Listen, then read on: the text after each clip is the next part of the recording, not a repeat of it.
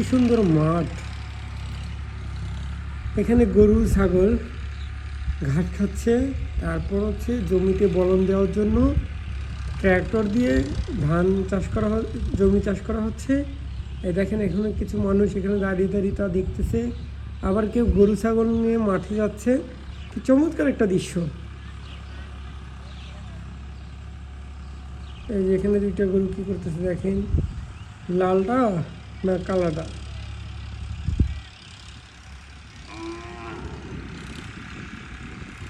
এখানে মানে বলন দিবে, এই জন্য জমিটা চাষ করা হচ্ছে। কি সুন্দর। দেখেন আমাদের এই পাথারে কত ছাগল, কত গরু, বিশাল বড় পাথার।